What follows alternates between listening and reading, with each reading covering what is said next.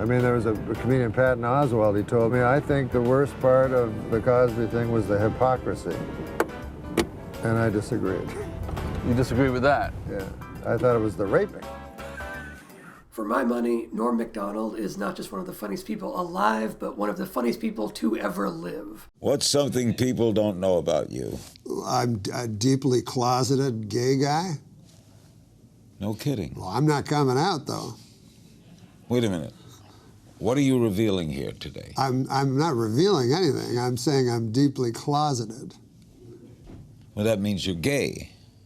Well, I wouldn't say that. Why would I say that? I'm deeply closeted. No, but that means you're very, very gay, but you don't want to come out. You're so closeted. That I refuse to say I'm gay. Right. Exactly. But doesn't that mean you're gay? Hey, easy, buddy. I've wanted to talk about Norm on this channel for a while now, but every time I would start doing research, I would wind up going down this rabbit hole where I'd rewatch both of his stand-up specials and every talk show appearance he ever did, and every episode of Norm MacDonald Live, and every episode of that short-lived Netflix revival spin-off thing he did. And then the next thing I knew, it would be a literal week later, and I'd have nothing to show for it, except countless hours of hearty laughter. So I was searching for my angle on this Norm MacDonald essay, and I think I actually found it in the antithesis of this Nerdwriter video on Norm. Norm MacDonald, more than anyone else, knows that a long, winding journey is okay, as long as the payoff is worth it. He says, Doc, sometimes I feel like a spider, even though I'm a moth, just barely hanging on to my web with an everlasting fire underneath me. I'm not feeling good. And so the doctor says, Moth, man, you're troubled. But you should be seeing a psychiatrist. Why on earth did you come here? And then the moth said, because the light was on.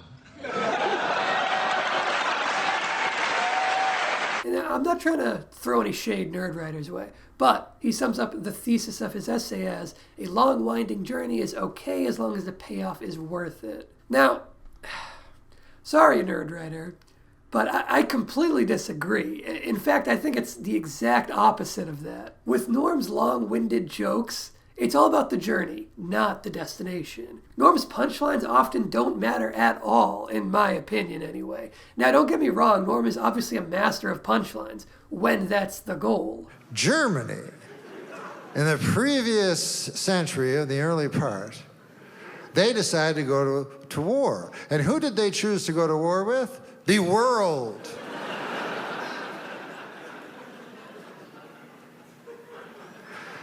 So you think that would last about 5 seconds and the world would fucking win and, that'd be that. But I think it was actually close. But what I'm suggesting is that it isn't always the goal. It's about the journey, not the destination. Norm's moth joke, from Nerdwriter's example, doesn't work so well because the light is on is such a perfect, clever punchline. It works because of how simplistic the outcome is after such monumental buildup. Because the light was on.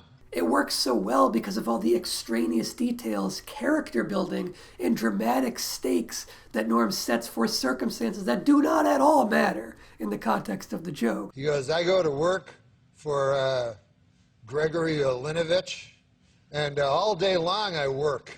Honestly, Doc, I don't even know what I'm doing anymore. I don't even know if Gregory Linovich knows. He only knows that he has power over me.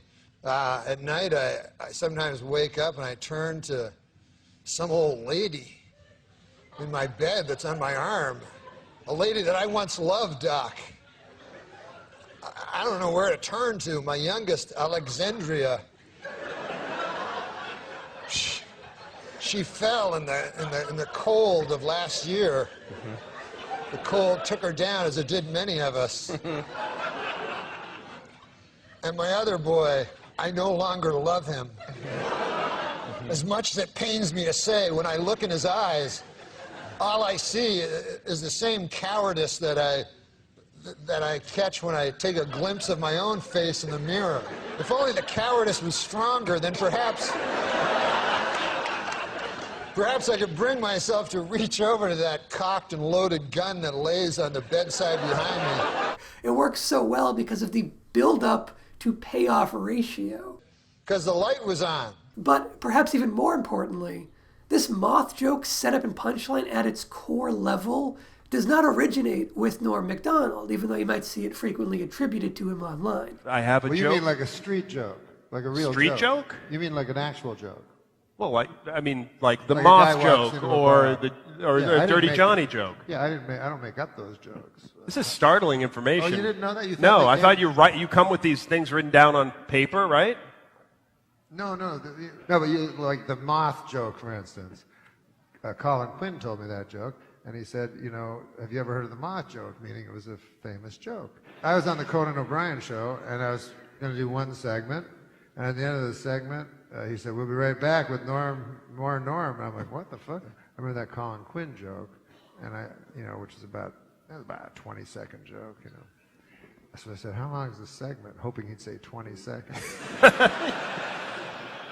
And he said about 7 minutes,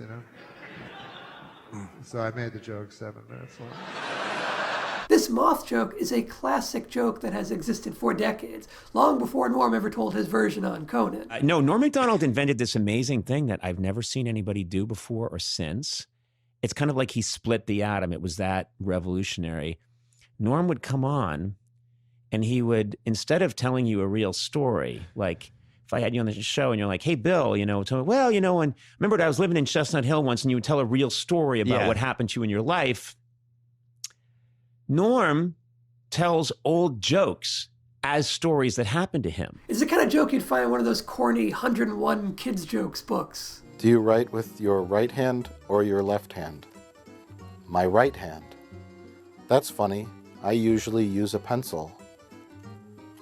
Except in the joke book version, the moth joke would be much shorter. It would be written as, a guy goes into a dentist's office and says, Doc, I think I'm a moth. The dentist says, sounds like you need a psychiatrist. Why did you come see me? The guy says, because your light was on.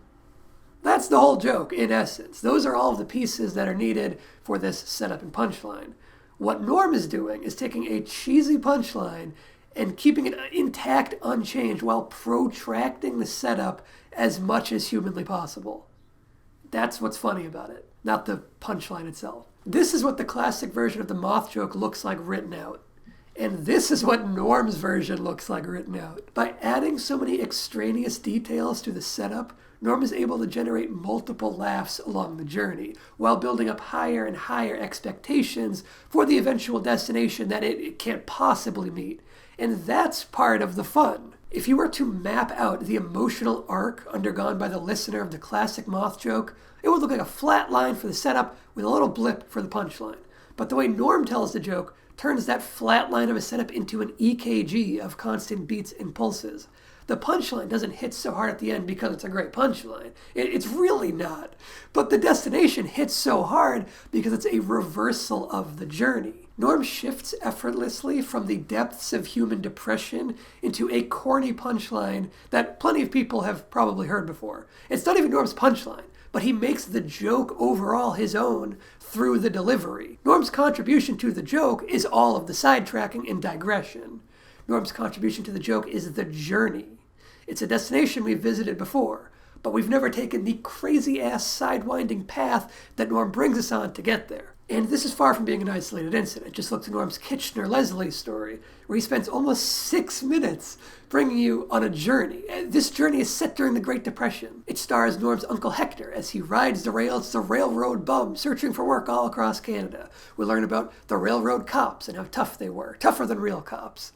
The story has an antagonist in Kitchener-Leslie, a railroad cop so violent he was known for beating hobos to death. There is character development for Uncle Hector as he manages to work his way out of destitution and put his life as a railroad bum behind him. He settles down in the town of Kitchener and finds work in a mining company. We even learn how Uncle Hector managed to talk his way into the job. The character development continues as we learn just how lonely Uncle Hector is and how he misses the embrace of a woman. We get world building where we learn that the local population in the town of Kitchener have sexual relations with farm animals. There's an internal struggle as Uncle Hector tries to resist his urges before eventually succumbing to the same acts of bestiality shared by the local populace when he has sex with a pig.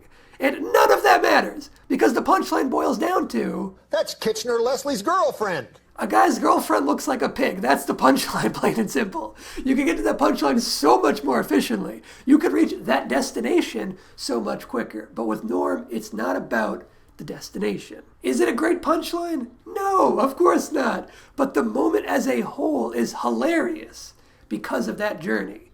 The punchline almost works as a bit of an anti-climax to the story. You can see from Conan's reaction, him thinking, that's it? All that build up for that? And I think that's part of what makes Norm so especially funny in a talk show context, more so than in one of his sitcoms, for example. Because part of the fun in these long-winded journeys is that it feels like he's wasting someone's time. It's like, that was a 40-minute story! Good God! I know, that was way out of line. No, that was way out of... I gotta show you something. They take you on a 4-mile hike to show you a dog turd. Seeing Conan get exasperated and trying and failing to keep Norm on the rails is part of the fun. Jacques Zagatino had already... I think you just changed his last name.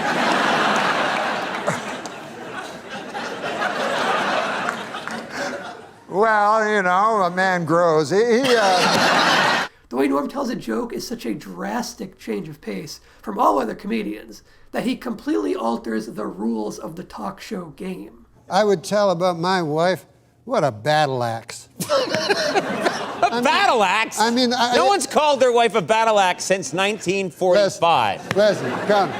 How do you feel about a woman? She's supposed to be my life partner. I look in the mirror the other day and I says to her, I says, honey, I look in the mirror and all I see is a fat, ugly old man. And I need you to give me a compliment. She says, all right then. Your eyesight is damn near perfect. I said, you dirty dog.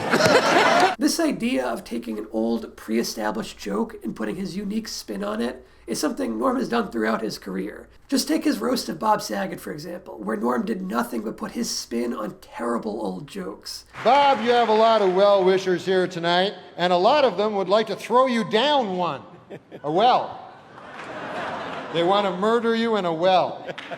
Norm's delivery and commitment to the bit gets funnier the longer it goes on. He manages to turn a series of awful punchlines into a notoriously hilarious moment. When I was a kid, my dad, when I was starting comedy, he gave me a book. It was very touching. He gave me a book that he had of jokes you say to people at their retirement parties. Oh, really? To help me with my stand-up. So it was very touching. It was close to... Like one of those 101 jokes kind of thing? Yeah. So that's where I got the jokes. Norm turns a bunch of crappy ingredients into a singular delicacy. The whole is greater than the sum of its parts. And this part's just me speculating, but I think Norm enjoys the challenge of taking a bad joke, of taking a cheesy cornball punchline and making it funny in spite of itself, by taking the audience on a crazy journey before sticking the landing with the unchanged, preordained cornball punchline.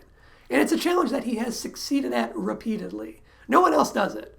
Norm can spend 3.5 minutes building up to one of the worst puns I've ever heard.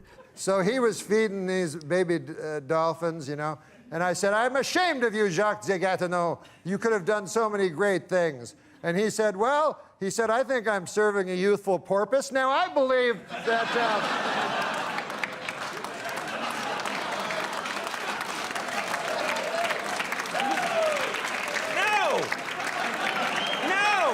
And yet, he makes the overall moment fucking hilarious in a way that no one else could. Thanks for watching my video essay. Subscribe and check out my other video essays, and you can check out Nerdwriter's Essay 2 if you haven't seen it already. Odds are you probably already have seen it, though, since he's got millions of times more views than mine will ever get.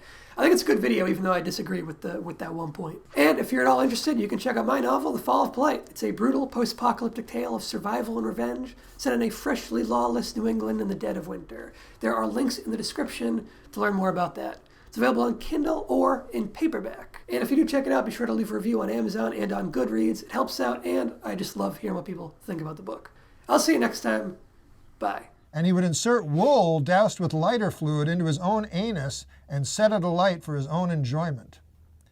Fish was finally arrested, and he immediately began confessing to killing 700 children. Get out of here. Yes, and he was dizzyingly happy about it. Smiled as he described the grisly details of the tortures and the murders, appearing to the detectives. And one of the detectives said he appeared as the devil himself. I mean, this guy was a real jerk.